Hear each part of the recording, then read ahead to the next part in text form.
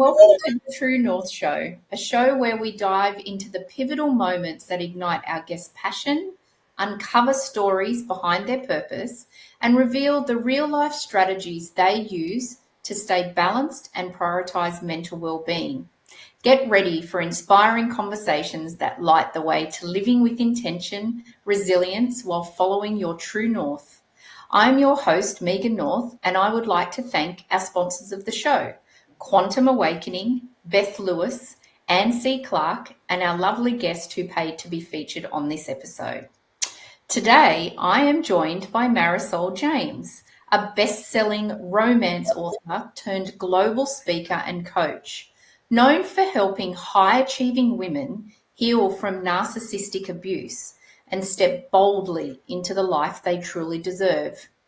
With an MA in international business, a successful career spanning continents, and 32 best-selling novels, she knows what it means to shine and what it feels like to be dimmed. For 6 years, she was in a narcissistic and abusive relationship that slowly dismantled her confidence, clarity, and identity. Leaving wasn't just an escape, it was a reckoning, a return to self. Now she channels that hard-earned wisdom into speaking and coaching that's empowering as it is healing. She's not just an expert, she's a survivor with a message women need to hear. You are not alone and you are not broken. Marysol brings compassion, intelligence, and fire to the stage, inviting conversations that are brave, honest, and transformative. If you're looking for a speaker or coach who understands the strength behind the silence, she's the voice you've been waiting for. Welcome to the show, Marysol. Thank you so much for joining us today. Thank you. And I love that introduction. I don't mean my bio, I mean your introduction. It's beautiful. It's very empowering, isn't it? And I think it's really interesting, and I say this to a lot of my guests, that we go on such a big journey ourselves, and then when we hear and reflect on where we've been and what we offer and how we help people by someone else talking about you, I think it's really empowering. No, Because I agree. it's a different sort of perspective. You've got to sit there and think about yourself and what you've done and what you bring. And actually, I think it gives you a different sense of achievement. I think when we speak of ourselves in the third person, or we're being spoken about in the third person in front of us, like we're hearing about ourselves while we're sitting there, it is a very different experience than using the I, which always feels a little bit self-congratulatory, or you're tooting your own horn. And I think even as women, even high-achieving women who have worked hard for what we get, I think there's still a part of us that thinks, wow, am I coming across as full of myself? Yeah. So it's interesting, isn't it? It is, isn't it? And I think that we're always worried about, is my ego stepping too much in the room? Is that my ego speaking? Or is it okay to toot my own trumpet? Yeah. I mean, men will, have like an epic read about them before they get up and speak, and they're totally fine with it. But I mean, as a woman, I always sort of go, oh God, is there more? Yes, Stop. yes. Stop talking about me like that. I can't deal with it. But I think we have to start accepting it. If we've accomplished things, I think we should stand by them. I really do. Absolutely. It's interesting that you said that too, about that long list, because one of my previous careers was I was 20 years or 20 plus years in the human resources space. And I used to, when I was doing internal promotions with people and recruiting people, I always was fascinated with the fact that I would go to a woman and say, look, I really think this role would be incredible for you. It's a stretch, but I think it's great. And they would look at the job description and they'd say, oh, I can only do 24 of those 25 things. I'm not sure if I'm qualified. I'd have this conversation with a male and they would say, yep, I can do 5 of them. Let's just see how we go. And I used to just think that was fascinating in the sense of from the male perspective and the female perspective. Yeah, I think that women need to, there are so many accomplished women, and I'm not just talking education or profession, but just accomplished as people. They've worked on themselves so hard Mm, to just be better people, like who they are at their absolute best. And then the second is pointed out to them, they get all, oh, well, I could do better. And mm, we always see potential in things, even in ourselves. And that's amazing because it keeps us moving forward. But there is something called the reverse gap that we don't do near. Oh, have you not heard of it? The no. reverse gap is when we look back on where we were, even 6 months ago, a year ago, 3 years ago, and we recognize how far we have moved forward in our goals and ourselves. And there's something where we tend to look forward and say, I want this, I'm so far from this. We very rarely do the reverse gap and say, look where I was Mm, and where I am. I should, 3 years ago, I really wanted to be where I am and I've made it happen. I mm. should take some pride in that.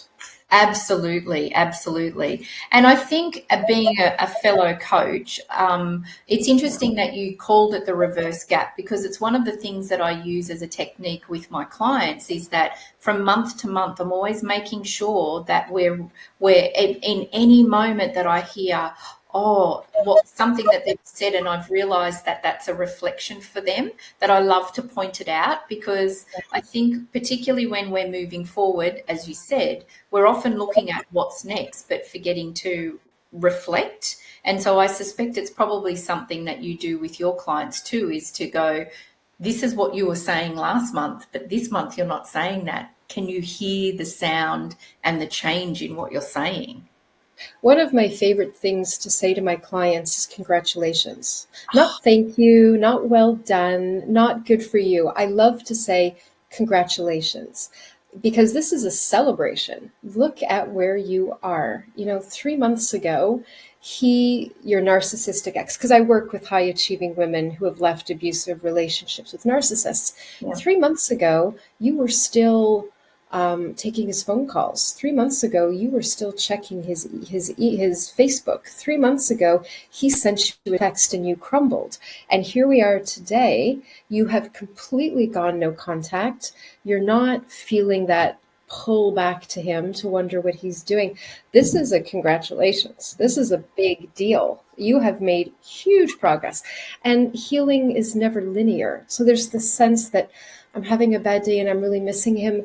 That's okay. That's okay. It's like a grieving process where you lose someone and you can be moving forward in your life. And then just one day it just crashes on you how much you miss them. Mm, That's all healing. And like I said, it's not linear. So mm, you can have days where you actually miss your abuser because it was familiar. It was your life for so long. And worse, when the narcissist showed up, he showed up as your dream man. mm, That's the MO. They show up and they watch you and they figure out what you need and they make you fall in love with them. That's extremely important because if you're not in love with them, they can't unmask and start the devaluation and control. So you miss the person from the beginning. He mm, was your dream man. The problem is he was a fantasy. mm, So it's okay to miss your abuser. And that's something that women in recovery have a very hard time accepting. Like, I miss him. Why? Because mm, he presented himself as your perfect man. He was the perfect man. He promised you things. He was in your life for so long. You did contort yourself to fit into what he wanted you to be. That was your familiarity. Your body adjusted to that reality. Your mind was rewired to that reality, and now it's gone. You don't miss him. You miss the familiarity of it. It became home. And mm, it's okay to miss home, even if home wasn't a healthy, fantastic place. The trick is recognizing that and naming it and saying, I'm missing him, but I'm mm. missing him yet. I'm missing him and I won't go back. Yeah. And Wow. that's the trick. That's the trick. That's the hard thing to reach. And once you do, it's a big congratulations. Yeah, I love that. Huge. Oh, I'm going to start using that. Congratulations. I think it's really beautiful. It's really, really beautiful. It just has that beautiful energy to it too. So thank you And for they that. need to hear it. They need to hear congratulations. They need to hear you are, this is something to celebrate in yourself, for yourself. Put on the party hats. You know? About the confetti, yes, definitely. Confetti falling from the Yeah, ceiling. It beautiful. was, yeah. Yeah. So we've just touched on a little bit of that work that you do. So can you take us back? So what was the defining moment that led you to pursue your true passion and purpose, this work that you do with women? It's interesting because for a long time, I thought my passion and purpose was international business, and it was. I got my master's degree back in Canada, Hmm. and I immediately started traveling and working in Eastern Europe and then Asia. And I mean, I'm 53 years old now, and I haven't lived in Canada for more than half of my life at this point. I have forged a truly international career, and I loved it because I loved the travel, I loved the culture, I loved learning new languages. And then I fell into romance writing, a bit of a long story, but I ended up being a full time romance writer. And I thought that was my passion because I love writing.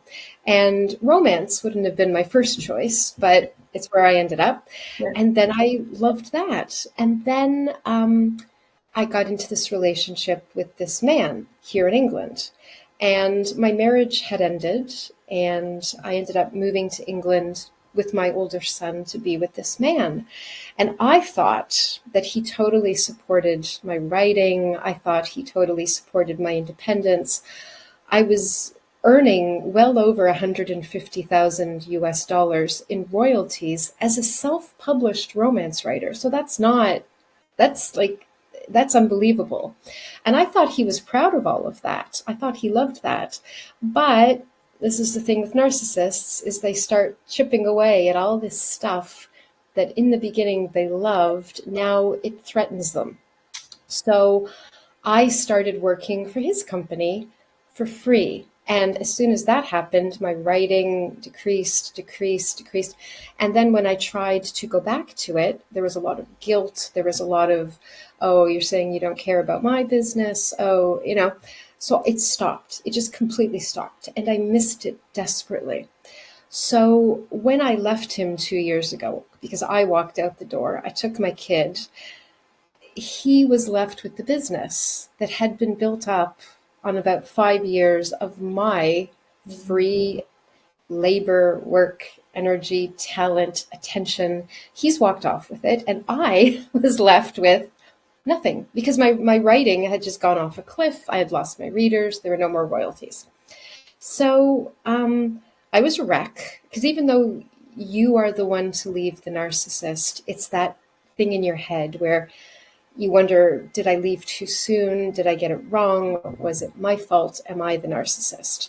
Hmm. So I found a trauma informed therapist specializing in narcissism, which is very rare. It has to be said. Most therapists don't understand narcissistic abuse. And I began working with her.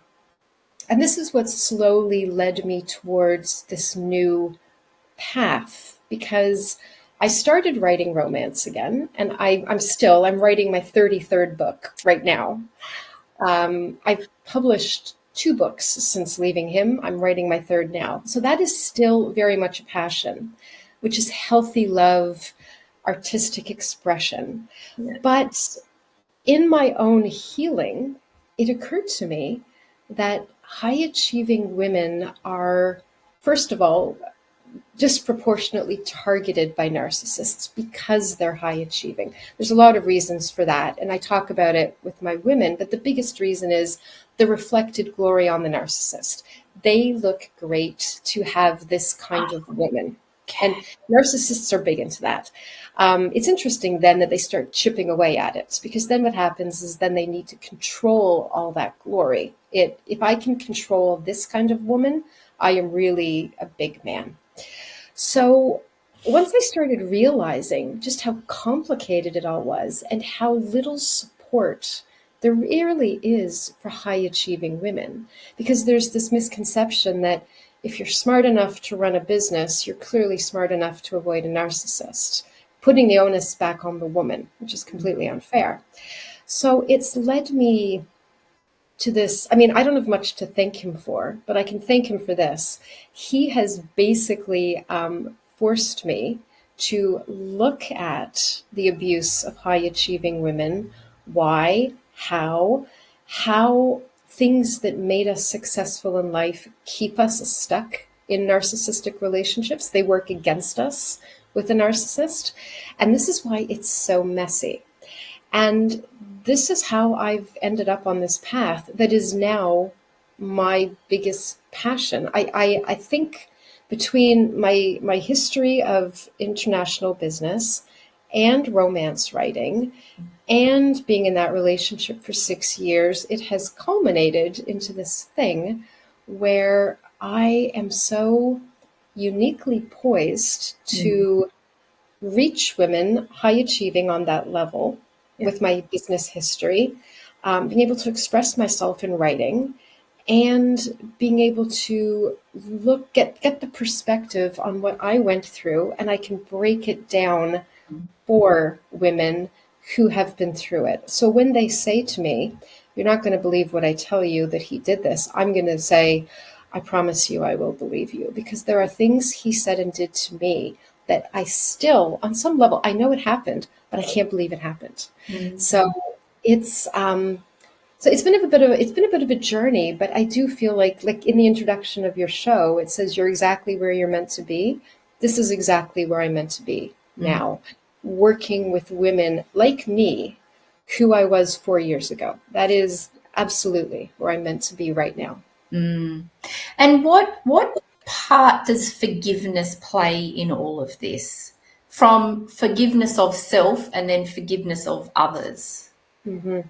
It's an interesting question because there is, I think as women, we are quite often pressured to forgive the other person. And that's something that a lot of the women that I work with say, "I don't want to forgive him. I can't forgive him." And I say, "You don't have to," because that's almost gaslighting to say to a woman, "You have to forgive your abuser."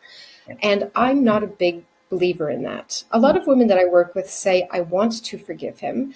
I just can't yet." And I say, "That's okay, because you have to forgive yourself first. You can't forgive them until you work on yourself."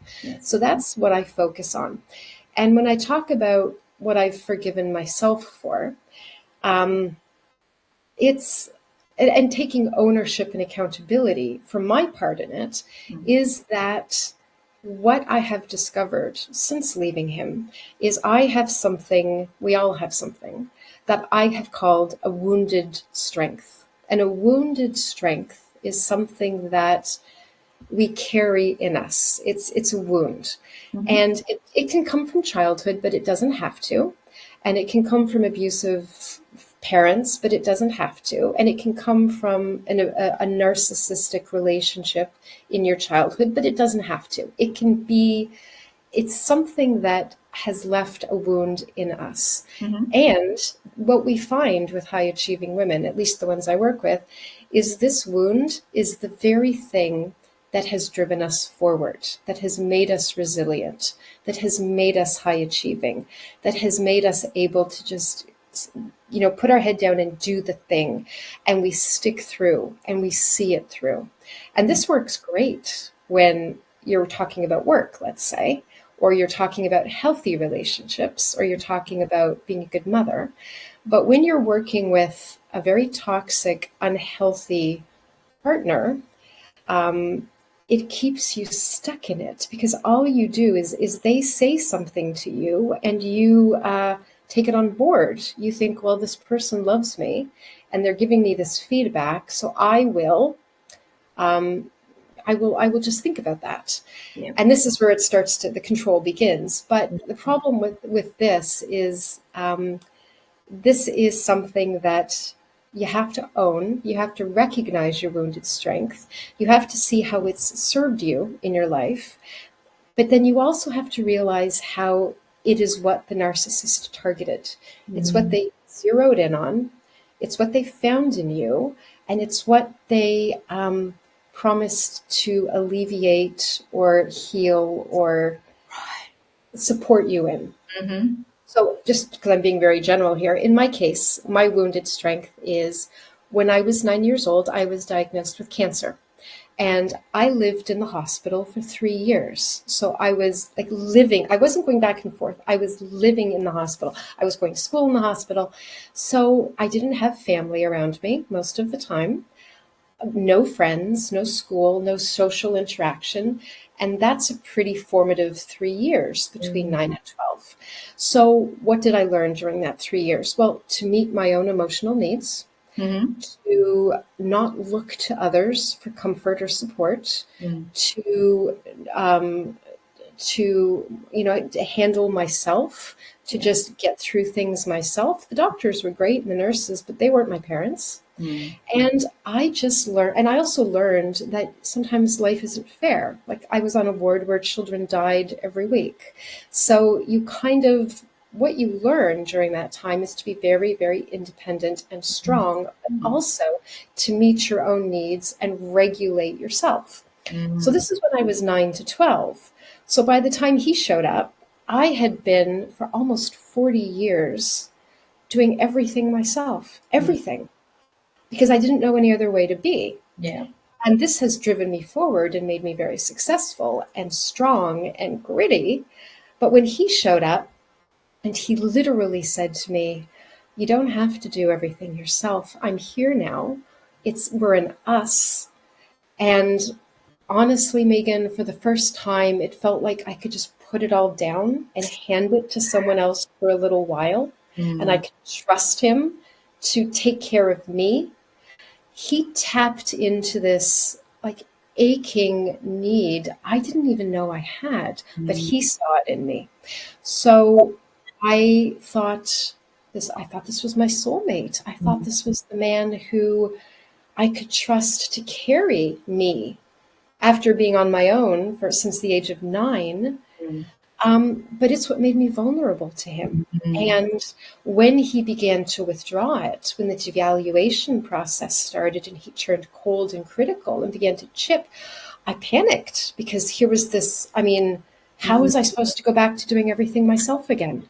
So this is a very roundabout answer to your question, but every woman that I work with, we have to identify her wounded strength because that is what the narcissist tapped into. And you have to forgive yourself for letting it be exploited. But the problem is you didn't know it was. Yeah. The thing is now you do. So you have to forgive yourself for that part of it. And then you have to own it. And you also have to say, my wounded strength really it's a strength, but it's also a wound. Right. So the self-forgiveness and recognition comes first. Then if you want to forgive him for targeting it, exploiting it, all of that, that's up to you. I don't demand that because those women have had enough manipulation by him to last a lifetime. If they do not want to forgive that manipulation, it's not a demand that I make. It's not something that I say, you have to do it to heal properly.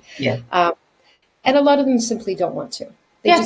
Why should I forgive somebody who abused me for 10 years? Well, that's a good question, actually. And that's their journey as well, isn't it? And I love that. I mean, I think that if you were in a position where you're helping these women, but then telling them what they needed to do and they need to do this and that, then you're almost being as demanding as what they've just come out of. And that's not the place that you want to be in, and that's not how you help. So I think it's always when we're working with clients, it's being where they are at on their journey as well. And you're right.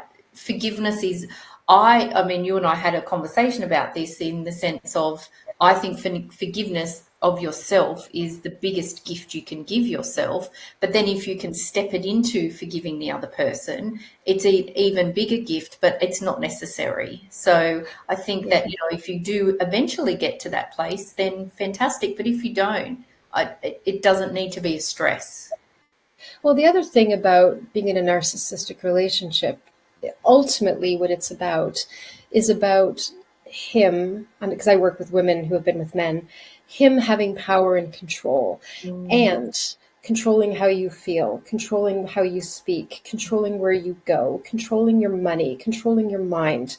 The last thing I'm going to do is take away any of her control and say, now this is what you must. Yeah. There is no must. Yes. There's a lot of enlightenment and speaking and realization.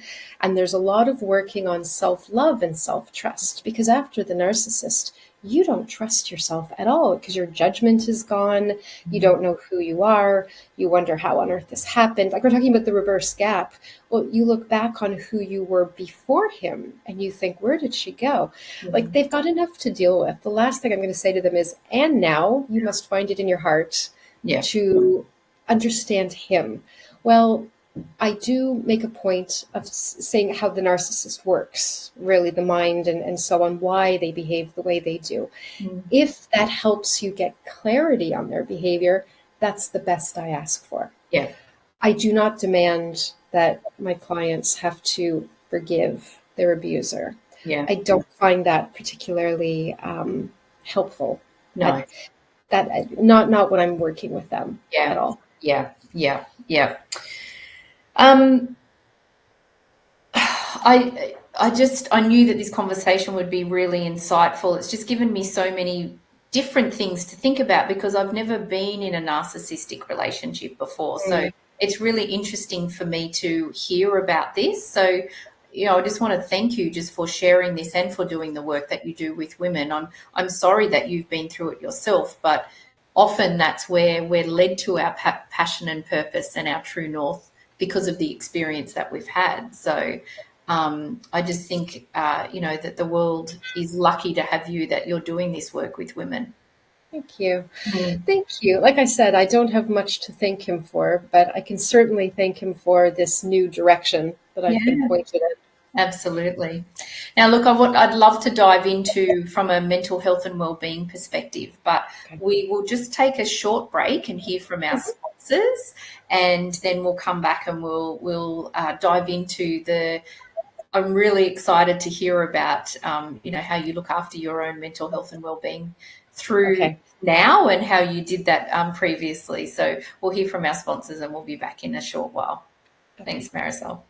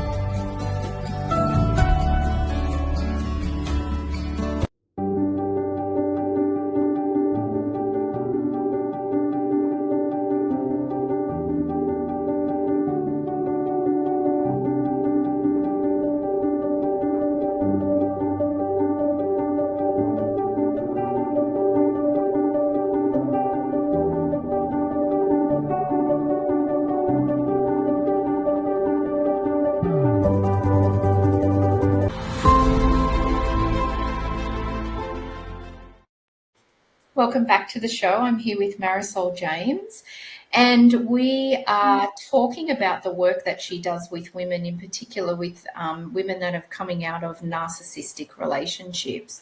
And so, Marysol, because you're on the other side of very stressful and narcissistic relationship, what do you do about your mental health and well-being? Like, how do you prioritize that? And are there certain things that you do or rituals that you have that help you when you start to feel a bit of a wobble, or you don't feel like you're in a great place? Yeah, it's a very good question because people kind of assume because I am coaching clients and I'm speaking about this, that I'm completely fine. I'm completely over it. It's been 2 years. And plus, I left him and so on. It is not the case. As I mentioned, I think before the break, um, healing is not linear. And Mm. so I still have days where I find myself missing something about him. Mm. Because again, I remember the man from the beginning. I'm a single mother now. I am living in a very expensive city in the UK with my son who's going to college. Life is getting more expensive, bills keep going up, and every once in a while I just think, oh, I wish somebody, like, I'm back doing everything myself again. Like that wounded strength has reared its head, and I'm back managing everything, including myself. There is no one that I can hand over to. So every once in a while, I think, God, I remember when he promised me that, and I remember when he did that for the first year or so. Mm. And on days like that, those are not great days in my head. Mm. Because even though I know what's happening, I'm aware of what's happening, I name it, it doesn't really change how I feel. Mm. So on those days, I have to make a cup of green tea. I have to sit on my sofa in my living room with all my books in front of me because I love books. I have to look out the window at the garden and watch the birds. And I find that just instantly kind of puts me back in my body. I Right. also find that starting my day with, I make a cup of coffee, I go back upstairs and I read in bed for 15 minutes. It doesn't really matter what I read, I just need that little cocoon Mm-hmm. start to the day. And in terms of my mental health, I feel like I, I've always had great mental health, which is a weird thing to say, but I've always been very strong mentally. Mm. My problem is more knowing things intellectually and then not really feeling them properly in some depth. So it's more for me, my emotional health is what I find I struggle with because I might have the Really? best mindset in the world, but I'm just not feeling it. I Mm. know something and yet I'm still feeling a different way. And that's actually what I have to work on. And so when I start to feel like down on myself, or I start to feel like, oh God, I wish he was here because at least I could just hand something over to him. And I know that I would have to pay for it later. Like it would be something that he would hold against me later, but at least I could get that relief for a few hours. I Mm. find it's more in my emotions than my head. And Mm. that's when I have to kind of regroup. I need that meditation either upstairs in bed or on the sofa watching the birds. And somehow that kind of clicks my mind and soul back into place. I Mm. don't know if it's the birds or if it's being surrounded by my things from my travels that I love, or it's just that cocooning in bed, but it's almost like I see like the the fruit machines Yeah. that go around and around. I feel like things kind of clink into place and line up. And that's what works for me. And Mm. so whatever works, whatever kind of gets your mind, body, and soul in alignment Mm. is powerful. Mm. And it's very individual, I think. What happens? Absolutely. What do you do? What works for you? I think um, different things work for me. So sometimes I need to go for a walk. My husband might say, "Oh, you need to go and hug a tree." So Yeah, I exactly. usually go and hug a tree. It might be going for a walk. Sometimes I'm a big British Bake Off fan, and I'm a big Great Nice. Pottery Throwdown fan. Like I love all those shows. So sometimes Yeah. it would be for me making a cup of tea and just being on the lounge for an hour and watching an episode, just like sort of just closing out my mind. I think though it's interesting just listening to what you're saying, because I think the biggest challenge is being able to recognize it, because once you've recognized it, it's easy to shift it. You usually have your little processes. It's like, oh, okay, I'm starting to feel a bit wobbly. What do I need to do? Is it a cup of tea? Is it a walk? Is it a call a friend? For you, Yeah. is okay, I need to make my green tea, go and sit in the lounge. But I think that if we can get to that point where we notice it, and we recognize it, I think you're already 3/4 of the way there. It's that recognition. And then I always talk about having some things in your toolkit. So if you've only got 5 minutes, what can you do in that 5 minutes to just, as you said, like that clicking, okay, for you, that 15 minutes just reading in bed can completely change the start of your day. So what are the things that you've got in your toolkit, varying times and varying ways, that can help you in that moment? I think that's incredibly important. I mean, what you just said about it's about recognizing it, because there's this thing that, like, the women that I work with, before I kind of get to them, they start spiraling, like they spin, they get into this cycle where they get up, they're already in a bad headspace, so now they don't feel great. So now they kind of drag themselves through their day, and because they're not in a great headspace, they're not performing at work, which gets noticed because they're normally a high achieving woman. So now they're being disciplined, or they're getting some side eye, or they're being questioned, which just messes with their head, which affects how they feel, which just goes around. Mhm. And it tends to, and the one thing I hear a lot from the women that I work with is, they drink a lot to cope with the Mm. stress. There's a lot of alcohol abuse, Yeah. which they which then you get up the next day and you're not great physically, emotionally, mentally, because you're hungover, or you had a terrible Mhm. sleep, or Yeah. you're feeling guilty about, oh God, I've done it again. So the problem is it starts to spiral. Yeah. And I think that one of the most powerful, empowering things I can do for my clients, if nothing else, is I can get them, when they start thinking and feeling the way they do and feeling guilty about it, like, why do I miss him when I know he's a narcissist? I Mhm. know it was a toxic dynamic. I know if I went back, it would only be worse, but I still miss him. What's wrong with me? And I say, let's talk about what's happening here. Because as soon as you recognize it's okay to miss your abuser, like, this is, it sounds like it's such a counterintuitive thing to say. It's okay. It's normal. Don't go into a guilt and shame spiral, because the farther down you go, the harder it is to get yourself back up. Mm. See it for what it is, which is you being human, tired, drained. You were fooled. You were targeted. You were taken advantage of. Let's call it. Let's call it what it is. And as soon as you do, you think, God, I miss when he did that. You go, you know what? That wasn't real. He didn't mean any of that. That was something he did to get me under his control. I do not miss it Yeah. because it wasn't real. Mm. What I miss is having the confidence and knowing I can do it myself. I don't need him to do it. Yeah. So once you kind of reframe it that way, Mm. as, yes, you feel this way, but now you know why, and you understand that it wasn't healthy, then you don't start to spiral into that horrible pit of despair and shame. You can keep yourself out of it. Yeah. And I know what I'm talking about. I do know what I'm talking about on this one, because, like I said, I still have days where I go, oh God.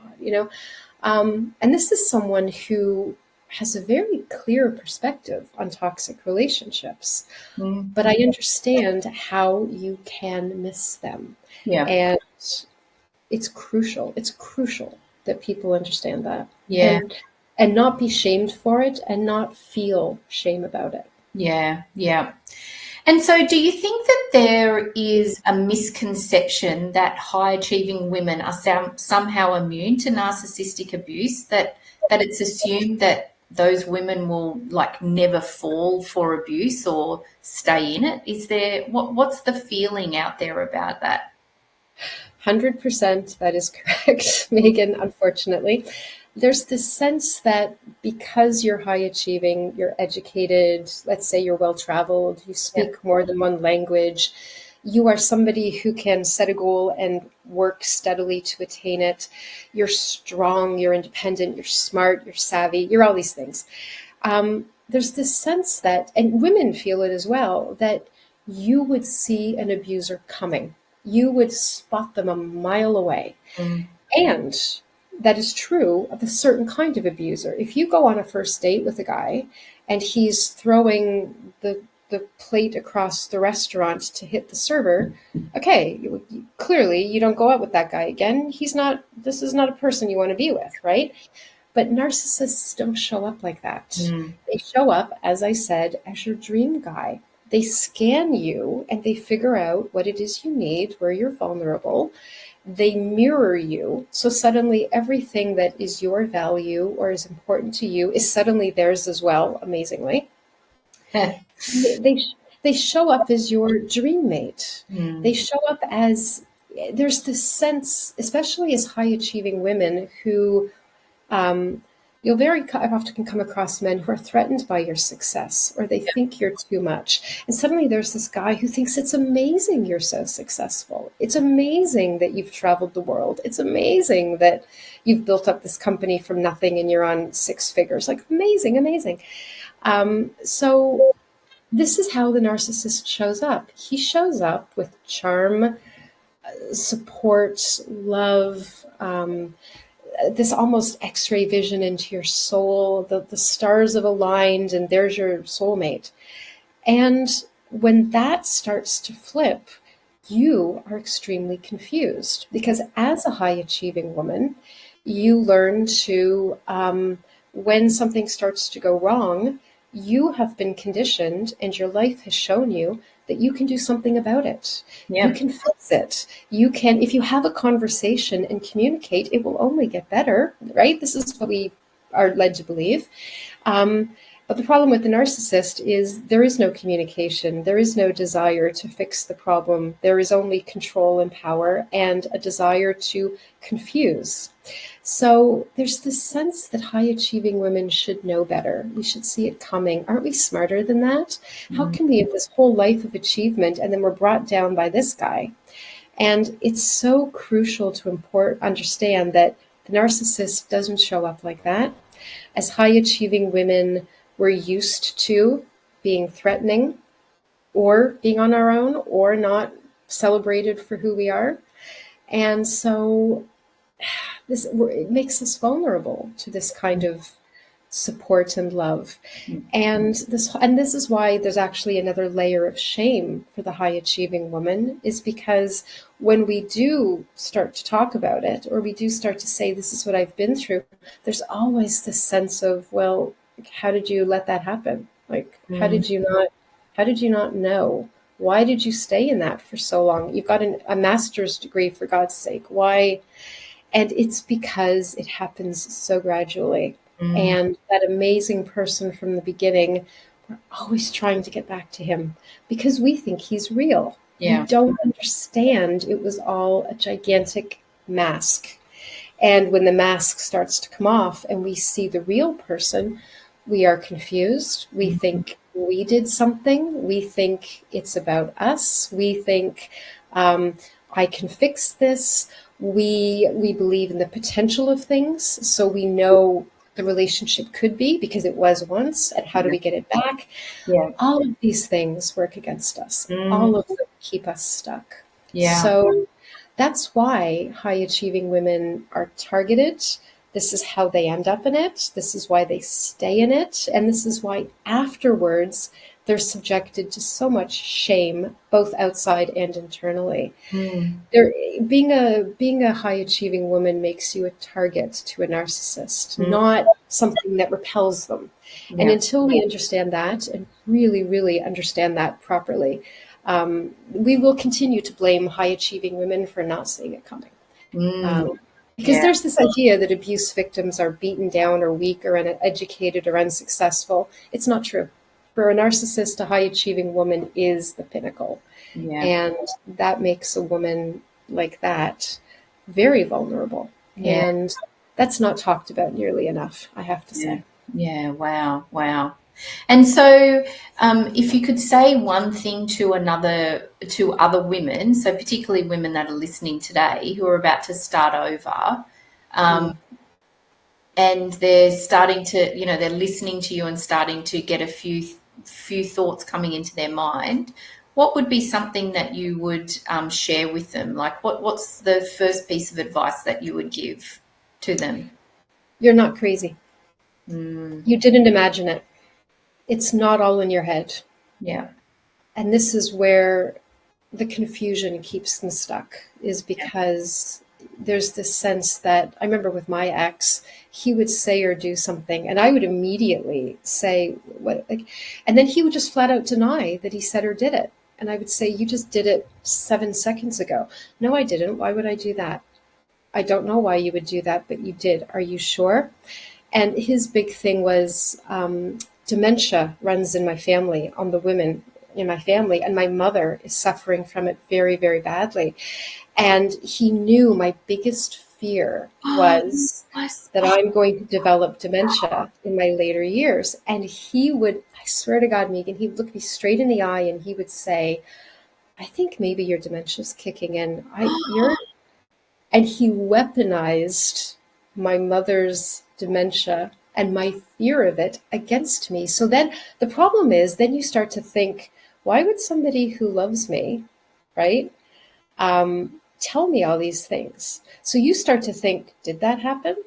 Like, was that real? Is it in my head? Did I imagine it? Am I crazy?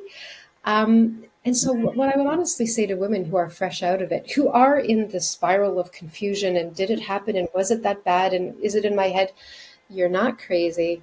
You didn't imagine it and it was that bad. Mm. Whatever you remember him saying and doing, and the worst thing is there are things you suspect. You think that, because narcissists always have parallel lives, at least one. They have secret lives one way or the other. And you suspect it. And any time you brought it up, it was immediately flipped around and you were paranoid, you were crazy. In my case, my dementia was kicking in. It wasn't your imagination. Everything that you think happened, it happened. Mm. Things that you suspect were happening, I promise you, at least 70% of them were happening. It was not in your head. And this is crucial, really important, because the first thing that I get told a lot is, am I the narcissist? Am I crazy? Mm. Did I imagine it? No, Yeah. you're not crazy. You're Yeah. not crazy. You're confused, but you're not crazy. Yeah. Yeah. Yeah. And so, I love that you're sharing all of this. And as I said before, I'm really grateful that, that you're here to be able to share and just talk about your experience before as well, because I just think it's really important. So what ways do you believe that your personal story can inspire or impact others? Well, I think it's one of these things where if you just look at my life, like cancer survivor, um, master degree holder, international businesswoman, international traveler. I traveled on my own to Cambodia, Bangladesh, India. I was so tough. You know what I mean? I was so, and then I started this best-selling romance writing career. And, it's just, I am one of these women that on paper, if we're talking about on paper, where we talk about ourselves in the third person, right? Very impressive. Mm. And I built an entire writing career on healthy romance, healthy love, what a good relationship looks like. Like, it's not like it's problem free, but healthy, open communication, trust, respect, all of that. And yet, I still, despite all of that, ended up in a relationship for 6 years with a man who I don't even know who he is. Like, I don't know that man. I was living with a total stranger, which is terrifying to realize. Yeah.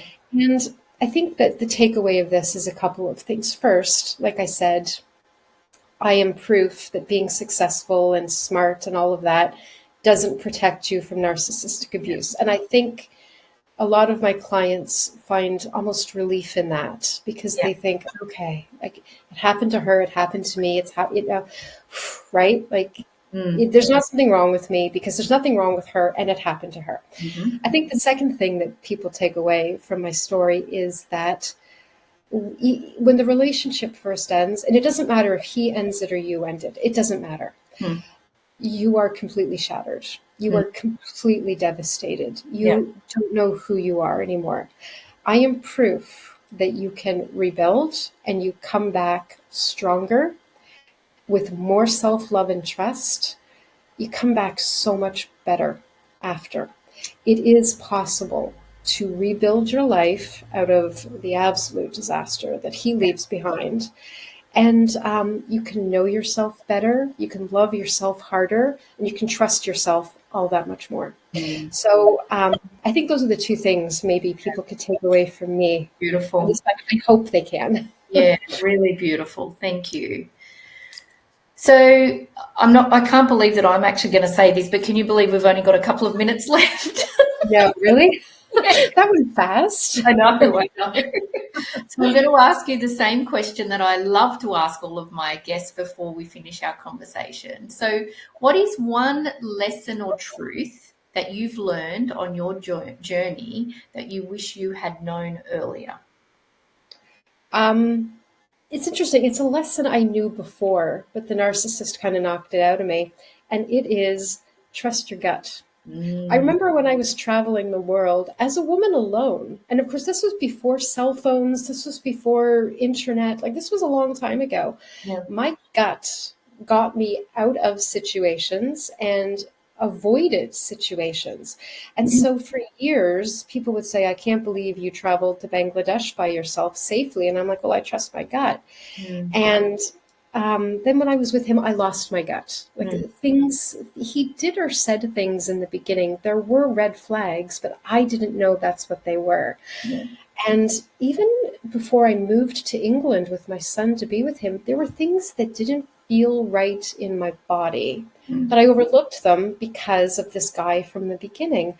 But looking back on it now, truthfully, my gut was trying to tell me something, and I didn't listen to it. Yeah. And since leaving him, I've rediscovered the smartness of my gut, which is it's never wrong. It's really never. I don't always understand what it's telling me, but it's never steered me wrong. Yeah. So what I would say is something that I've relearned, which is if something doesn't feel right, if something in you is reacting to a person, a situation, whatever, there is a very good reason for it.